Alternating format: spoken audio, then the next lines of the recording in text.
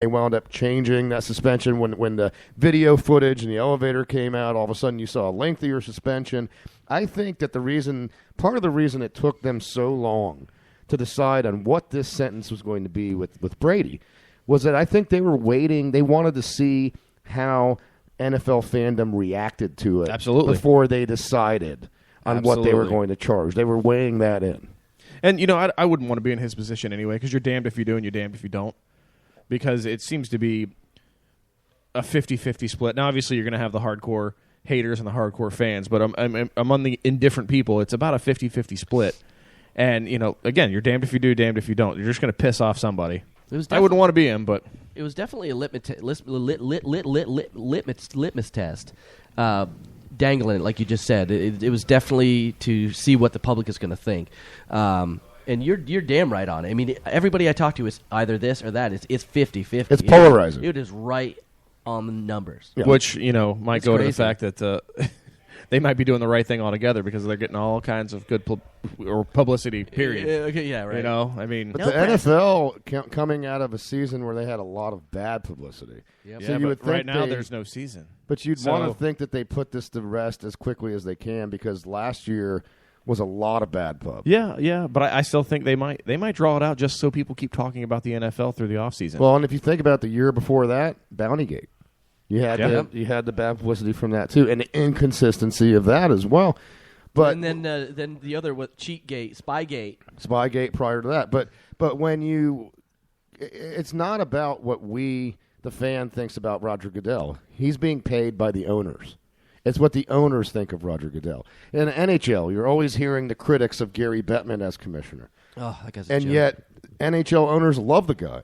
Yeah, because he makes money for them. Right. So does it matter? It doesn't matter. As long as the owners are happy, as long as the league thrives, whichever league we're talking about, that's really a gauge of how successful that commissioner is. And while we're talking about NHL, let's get into the playoffs. Yes. Playoff talk with that. Yes. I was here, well, not here at the Lions Den, but across the street at Bad Monkey this past Tuesday watching Game 7. Oh, my God. Or Game 6, rather, between the Lightning and the Canadiens. Me and the great Andy Mouncey and the great Mike Ortiz all hanging out, watching the game together. And what a performance. What a performance by the Lightning in light of 2 games where, let's face it, they kind of took their foot off the gas pedal. 3 games. 3 games, yeah, because they were lucky to win Game 3. Very You're right. lucky to win Game 3. This was a transformed team. This was, in my mind, the first time the entire playoffs that we saw a complete game by the Lightning played the way that we knew they could, as evidenced during the regular season. That was their best overall game, coaching staff to goalie, in 2 months. Yeah. Easily, months. Yeah. The triplet line clicking like crazy. Stamkos, who looked like a man possessed. Dude, he played a complete game. He played a 3-zone game, whether he was in the neutral zone, the defensive play. The guy was jumping in front of shots, diving in front of shots, checking. Oh, he took that one right to the wrist. Yeah, I mean, the forecheck, the back check, everything. The guy played phenomenally well. Bad check, bounce check. And the defense. How about the way the defense played? I mean, Bishop, who played well. He had a hell of a game. But didn't have to do much. He only only faced 19 shots in that game. They thoroughly whooped the Canadiens. Yeah, well, that was the problem we talked about with them last week. That in the previous games they'd had a problem with is no defense. Bishop didn't play his greatest, but I was hard to fault him because he was just getting his ass handed to him every time. Well, they weren't clogging up the neutral zone. The neutral zone I've never seen the whole season. That's the most I've ever seen them clog the neutral zone. Montreal couldn't do anything. They kept getting pushed back. And the forecheck. I always say it. I always say it. If they don't forecheck, they don't win the game. They forecheck the hell out of that game. Ben, does it sound like he's got marbles or a set of nutsacks in his mouth? It's the cough drops, I think. Sorry, I apologize. I get to suck in the cough drop, and then I can't. I'm like, and I bite it.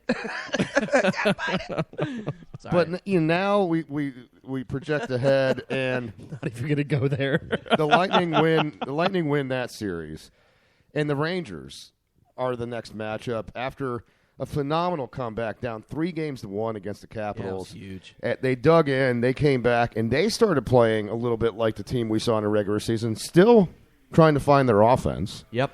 A 2-1 game. Marty St. Louis doesn't have a goal yet. 4 assists. I'm fine with that. 4 assists the entire playoffs. And that name is extremely relevant because you're going to hear constantly with this upcoming series between the Rangers and the Lightning about the parallels. The parallels between you've got Marty, former Lightning, Callahan on our team who we traded Marty for, former Ranger. We got the best out of that. Whether it's Strawman, whether it's Brian Boyle. Of course, Dan Boyle, that's on the Rangers, former Lightning player. You might not see him a lot this first game. You've got some parallels between these two teams, and you're going to hear a lot about that when we watch this series. I was happy to see the Rangers win, not because I like them, because I hate them, and I can't stand the little frickin' hobbit that plays for him in Marty St. Louis either. But I think we match up better against the Rangers than we do against a physically superior Washington Capitals team. Yeah, because their defensive core has turned up dramatically. I was not looking forward to playing. And Ovechkin, man, Ovechkin's turning it up. I mean, he lost a step towards the end of that series, obviously, but I was not looking forward to playing Brett Orpik and all those guys. But you look at a guy like Henrik Lundqvist. Again, here we are. We go from facing who's probably going to win the Vezina and Carey Price to now facing arguably one of the greatest playoff goaltenders in NHL history in Henrik Lundqvist. It's going to be an interesting matchup. I mean, and you know what I'm really not looking for, and I'm hoping to they don't do this. I hope they don't do any Marty St. Louis tribute bullshit. Damn it, I said it, but that's okay. I hope they don't do any BS. I hope they don't do any Marty St. Louis tribute. That's what I'm not looking. I don't think you're going to see it in the playoffs. Don't. I mean, they're already telling teams not to wear the other team's jersey. They already did it to him once. They gave Marty a little, blah blah blah. But if they give it to him this time, I'm going to be like, I'm going to call Lightning. What are you doing?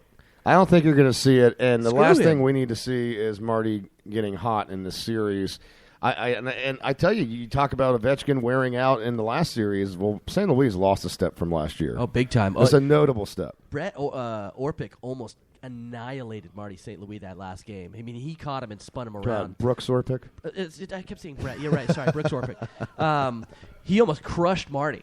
But he also took Dan Boyle to the bank, man. Dan Boyle, I don't think he's going to be playing for the first couple of games because he rung his bell.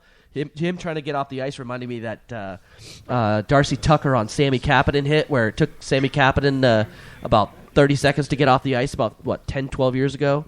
You remember that? Oh, yeah. Tucker was playing for Toronto, and Kapanen was playing for maybe the Flyers or whatnot, and Darcy Tucker absolutely annihilated him, scrambled his eggs right up. Well, and Matt Zuccarello's still out for the Rangers, who's kind of... They're talking. He's one of the engines behind that offense, right. And with him being out, it definitely affects the offensive chemistry of that team. So I'm looking forward to that series.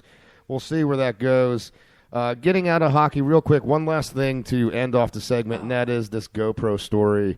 Caleb and I were actually hanging out at World of Beer talking about this last night. And look, friends make promises and then they get amnesia.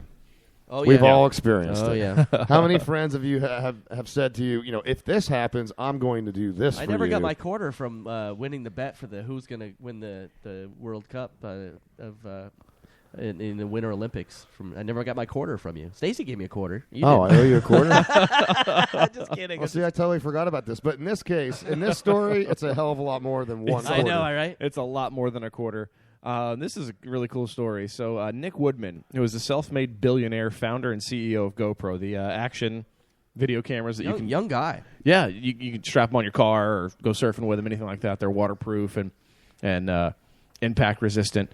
He made a promise 10 years ago to his college roommate, Neil Dana, that if the company ever went public, he would give him 10%. Well, when GoPro went public in 2014, Woodman made about $2.3 billion. Yeah, it's a hot little item, boy. Well, he is also the highest paid CEO in America. I guess last year he was compensated with 4.5 million restricted stock units worth about $284 million last year alone. So he actually did give his old college roommate 10%. He gave him $230 million. Wow. So yeah, it's a really great story. Now his college roommate, I guess, works for the company still, but obviously not on the same capacity. And he was involved in R&D of this, right? I believe he was. It doesn't say here. He does work for the company now. He's the director of music and specialty sales. So he's highly involved, but it cost him $3.6 million to exercise those options.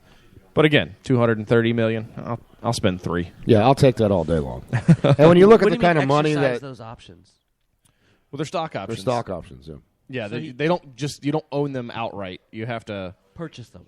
kinda. You purchase them at a very discounted rate, and then you have to pay fees and stuff. Yeah, it's basically like an okay. exchange fee for it. But look, at the end of the day, it's a drop in the bucket for him to get that kind of return, and it really is a drop in the bucket for the owner of GoPro to give him 10% of what is a staggering amount of money to begin with. I mean, you're not. We broke it down. We were talking last night. We broke it down based on what he made just last year. He was bringing in about $5.5 million a week, right? Yeah, Dang. a week. Yeah, imagine that. Well, that's why you can give away $230 million because that's basically FU money. You have more money than you can possibly use. I'd give it away too. I'd give all you guys something. I promise you that. Yeah. Yeah. All right. Well, it's a good thing we have. I this. need a BJ. I'm glad this is recording because we can hold you to it. Oh, no way. We've got audio evidence of this. Nice. I didn't say what or percentage or anything like that. That is true. You I'm did. getting my handy. No, you're not. Damn. Well, at least you won't get sore throats from that. Oh, the gay Billy Mays he's here. He's queer. I wonder how much. I bet I can get shoe liquor to give you a handy. Oh, I don't want that. They're probably I'll put my shoe on my balls. Oh, it's only gay if you get a boner. Well, All guys, right. we got to jump into a quick commercial break. When we get back, DK. we were talking about money from the GoPro story, and that's what this whole next segment's going to be about because money does make the world go round. Stay with us. We'll be right back after this. Tough economy got you down? Are your money problems causing you marital issues? Unable to hide money spent at today's gentlemen's clubs? Well, you don't have to be a gentleman to come to Gyration. Gyrations. Gyrations dancers work on a barter system. We only hire single mothers whose homes are in utter disrepair. So if you're blue collar and you have a viable skill, labor leads to lap dances and maybe more at Gyrations. Gyrations. My plumbing is all fouled up and I need somebody to work my posthole diggers. Do you want VIP treatment without sacrificing your kids' education? Well, don't take your tool belt off. Work yourself a deal at Gyrations. Gyrations. Models are all over the age of 18 except where identification is not present.